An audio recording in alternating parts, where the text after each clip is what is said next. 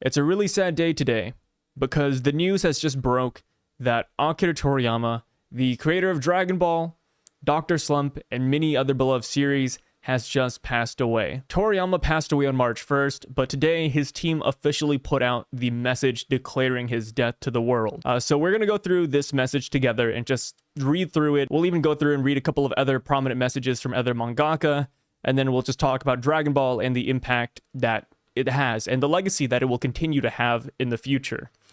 So they say, "Dear friends and partners, we are deeply saddened to inform you that manga creator Akira Toriyama passed away March 1st due to acute subdural hematoma. He was 68 years old. It's our deep regret that he still had several works in the middle of creation with great enthusiasm.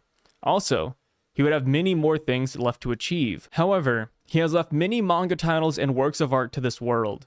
Thanks to the support of so many people around the world, he has been able to continue his creative activities for over 45 years. We hope that Akira Toriyama's unique world of creation continues to be loved by everyone for a long time to come. We inform you of this sad news with gratefulness for your kindness during his lifetime. Funeral services will be held with his family and very few relatives. Following his wishes for tranquility, we respectfully inform you that we would not accept flowers, condolences, gifts, visitings, offerings, and others. Also, we ask you to refrain from conducting interviews with his family. Future plans for a commemorative gathering is not decided. We will let you know when it's confirmed. We deeply thank you for your understanding and support as always." Even if you're not the biggest fan of Toriyama's works, you can't deny the impact that he's had in anime and manga in general. I mean, just going over to Naruto's author, Kishimoto, he wrote out a heartfelt response in wake of this news, which we're going to go over right here. So he says, "Honestly, I don't know what to write or how to write about something so sudden. However, for now, I would like to express my thoughts and feelings to Toriyama-sensei, something I wish he would have asked me someday. I grew up with Dr. Slump in the lower grades of elementary school and Dragon Ball in the upper grades, and it was natural for me to have his manga next to me as part of my life. Even if I had a bad experience, watching Dragon Ball every week made me forget about it.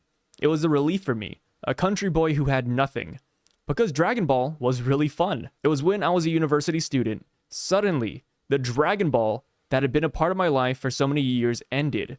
I felt an incredible sense of loss and didn't know what to look forward to, but at the same time, it was also an opportunity for me to truly understand the greatness of the teacher who created Dragon Ball. I also want to create works like yours. I want to be like my teacher. As I followed in my teacher's footsteps and aspired to become a manga artist, that feeling of loss began to disappear because making comics was fun. I was able to find new fun by following my teacher. My teacher has always been my guide. I admired it. I apologize for the inconvenience, but I would like to express my gratitude to the teacher. For me, he was the god of salvation and the god of manga. When we met for the first time, I was so nervous I couldn't say a word.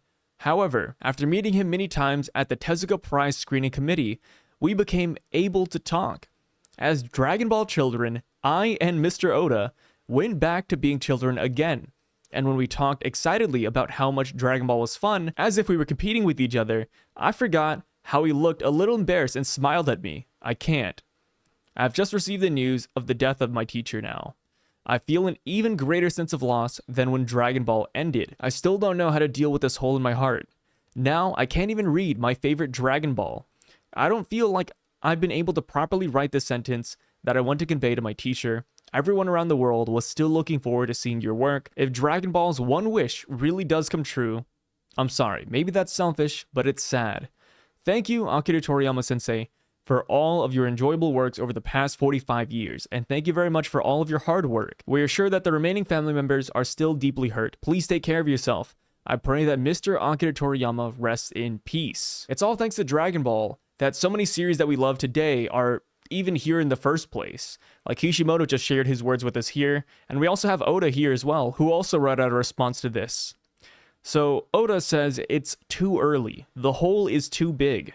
The thought of never seeing you again fills me with sadness. I've admired you so much since I was a kid, and I even remember the day when you called me by my name for the first time. I also miss the day when I had a great time with Mr. Kishimoto." I love how, sorry, I know this is sad, but I love how Kishimoto references Oda, and then Oda references Kishimoto. Like it was a tag team with them. It was a tag team. So going on, he says, I also miss the day when I had a great time with Mr. Kishimoto on the way home from that day when he used the word friend for us. I also remember the last conversation we had. He is one of the people who took the baton from the era where reading manga would make you stupid and created an era where both adults and children read and enjoy manga. He showed us the dream that manga can do things like this and that we can go to the world. He gave it to me. It was like watching a hero push forward. The excitement he experienced when he serialized Dragon Ball is probably rooted in the childhoods of creators who are active in all industries, not just manga artists. That existence is a great tree. For manga artists of my generation who have stood on the same stage, the closer I got to Toriyama's works, the more I realized that they had a great presence. It's so scary. But I'm just happy to see the easygoing man himself again, because we love Toriyama-sensei on a blood level. I would also like to express my respect and gratitude to the world of creativity left behind by Professor Toriyama, and pray for his repose in peace. I hope that heaven will be a pleasant world just as you envisioned it. And yeah, just bouncing off of what Oda says here, it is true. Akira Toriyama did inspire many more people than just manga artists. I mean, he even dabbled in the gaming industry by making character designs for Dragon Quest, Chrono Trigger. His works were even a great inspiration for many fighters in the world. And, you know, I guess fighters is a pretty basic one you can go to, right? Oh, that guy who boxes? There's a good chance he watches Dragon Ball. But chances are that might actually be true. And even beyond that, just watching Goku struggle against Frieza, you know, struggle against Cell, overcome adversity time and time again. It may be weird to say, but it's such an uplifting story in a sense, where it could even simply convey the message of never give up, which I think is a very important thing. In Dragon Ball, it made an impact in a lot of people's lives. It is literally one of the most popular series in the world. And I talked about it earlier too, but his legacy, man, it's gonna live on. This is not the end of Dragon Ball. This is not the end of Toriyama even, because he's made something that will just push forward as time goes on. We have Dragon Ball games still in the work. We have Sandland, which is even releasing next month. It's a beautiful thing when someone can create something that transcends the human vessel, I guess is a really weird way to put it, but you know what I mean, right? Like, even though he is gone, he's not completely gone, because people will remember him. His works will still be floated around here. He'll still be the talk of the town. And honestly, I think that's a beautiful thing. And also, I think that's kind of where I want to end off this video, just talking about how Dragon Ball has impacted our lives, right? Like for me, I remember when I was a kid just turning on Toonami here in America and just watching Dragon Ball, you know? But for some reason, they were always on Namek, but, you know, I just remember like Goku avidly fighting Frieza every single day. And it was insane. I was like, yo, I'm never going to watch all of this, right? Like, I'm never going to be able to piece this show together. But eventually I did, and I was a big fan of the Dragon Ball games growing up too. Like, Budokai Tenkaichi just...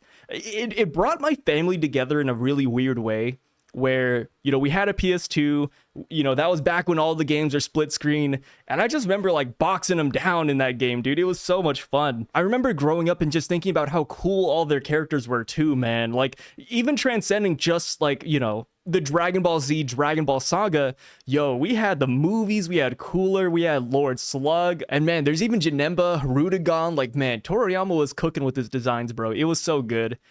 Dragon Ball was an amazing series. It was a huge part of my life growing up. And even today, I mean, I still play Dragon Ball games on the regular. I played Dragon Ball Z Dokkan Battle. I pre-ordered Sparking Zero. Like, that's what I'm talking about, man. Like, even though Toriyama isn't here anymore, we're never going to forget Toriyama. This is going to sound really cheesy, but hell, it's also on a One Piece channel. But like they say in One Piece, a man only dies when he's forgotten. And I don't believe that Toriyama will be forgotten anytime soon. So yeah, on that note, that's where we're going to end the video. Feel free to share your Dragon Ball story. How did it impact you? What are some good memories that you had about it? Because for me, you know, outside of just playing the games and, you know, watching it every weekend, one random thing too is that it's really cool how Dragon Ball is probably the only anime or manga out there back in its day that could actually bridge cultures. Sounds a little bit silly, but I remember how I had a friend who didn't speak English at the time, and even though we didn't understand what each other was saying, we looked at Dragon Ball and we knew what was happening, dude. Like, Dragon Ball is just one of those series, man. Everybody knows Dragon Ball. Everybody loves Dragon Ball. And I just think that's something truly special